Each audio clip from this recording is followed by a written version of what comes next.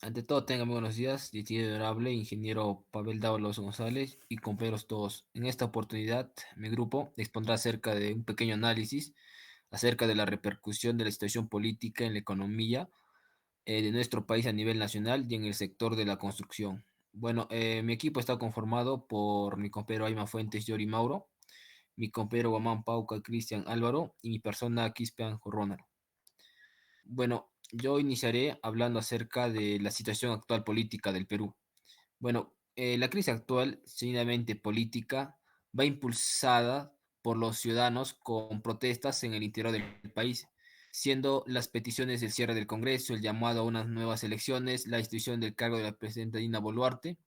El punto de inflexión de esta situación es evidente, se dio con el autogolpe de Estado del anterior presidente Pedro Castillo, por lo que se dio la lucha del pueblo, donde se presentaron tanto muertes como heridos, dando lugar al estado de emergencia declarado a nivel nacional que se dispuso, produciendo ciertos abusos por parte de las Fuerzas Armadas y policiales, marchando las protestas repeliéndose por tiros.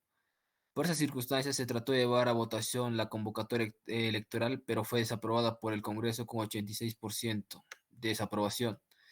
Según el politólogo Fernando Tuesta, asegura que hay una resistencia al adelanto de elecciones no declarada que se ve en la incapacidad de ponerse de acuerdo en un contexto de una tragedia nacional como el de ahora.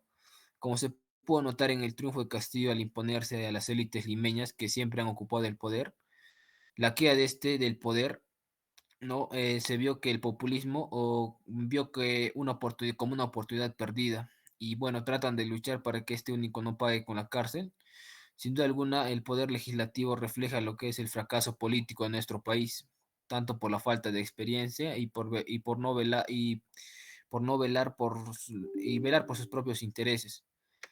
Eh, También mencionar la falta de coordinación que hay entre el poder ejecutivo como legislativo y considera también que la economía se verá influenciada por los cambios de autoridades subnacionales o regionales. Bueno, rescatar, según lo dicho por la Comisión Interamericana de Derechos Humanos, una de las causas de larga ¿no? crisis política del Perú es el uso de tres figuras constitucionales que ponen en riesgo la gobernabilidad del país. No, primero es la acusación constitucional, segundo es la vacancia presidencial por incapacidad moral y tercero es la disolución del Congreso por la negatoria de confianza. Entre las posibles soluciones que podemos dar, según fuentes y expertos, es una reestructuración que va a partir de un diálogo general entre las instituciones del Estado y en conjunto con la ciudadanía. Esto para volver a una institucionalidad y un Estado democrático de derecho.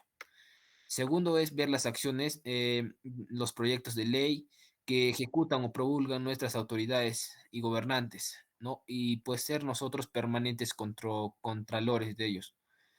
Y finalmente, como tercero, es hacer ciertas reformas electorales, reformas políticas, ¿no? O sistemas, o reformas en sistemas de gobiernos nuevos.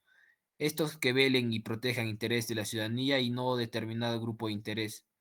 Por tanto, como país debemos nosotros buscar una prosperidad compartida, ya que nuestra nación posee de una estabilidad económica a nivel macro, pero lo que le impide a esto es lo que es la carencia en una estabilidad en la gestión política y sin una verdadera representación de las necesidades de los ciudadanos, solo serán beneficiados pocos. A continuación les voy a hablar sobre la repercusión de la crisis política en la economía peruana. Los indicadores para el próximo año son poco prometedores ante el escenario internacional que se avecina y los efectos colaterales que podrían causar nuevas protestas sociales en el país. Sin embargo, los economistas esperan que haya una mayor recuperación de los sectores productivos.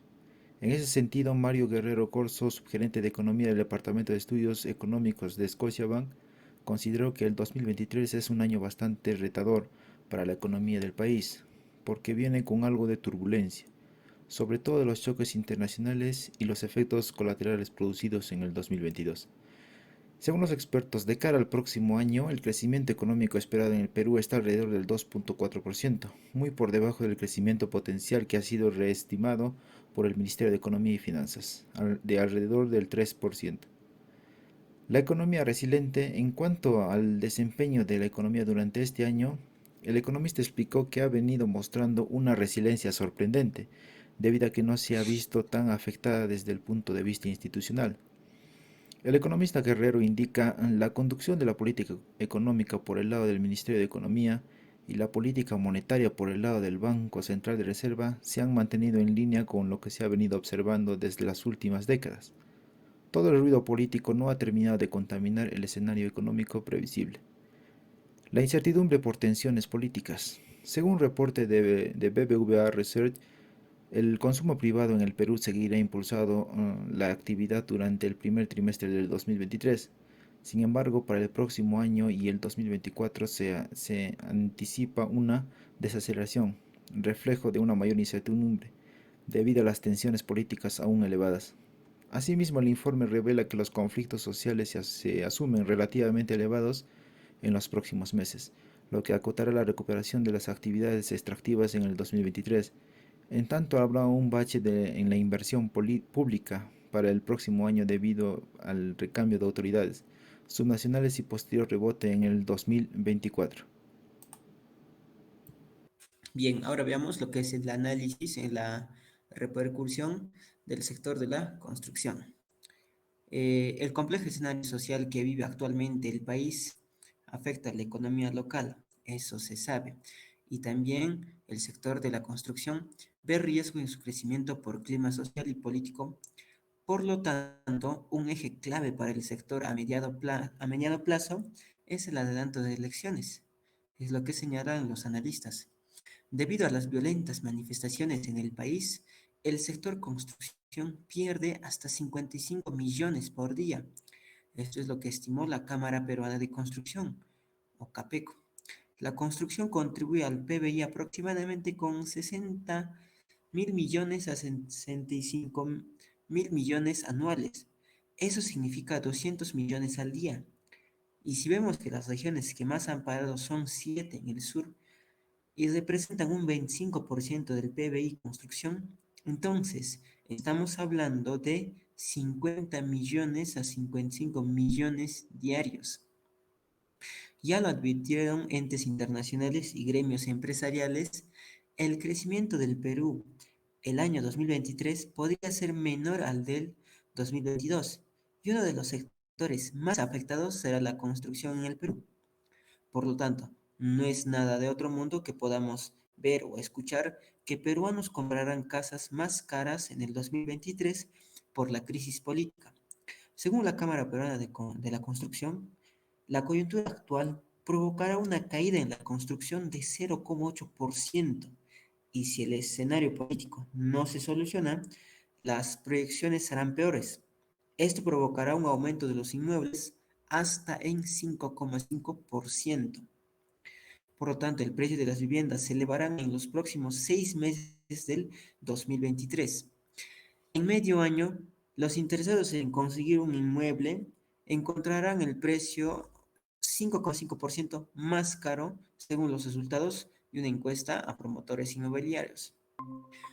Por lo tanto, haciendo una conclusión sobre estos análisis que estamos haciendo, podemos decir que la actual situación que está pasando el Perú no va a traer nada de positivo a lo que es la economía y más que todo al sector inmobiliario o al sector de la construcción.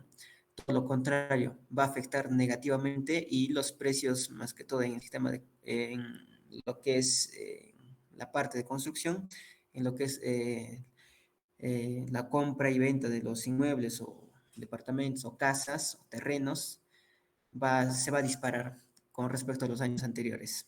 Eso sería todo. Muchas gracias.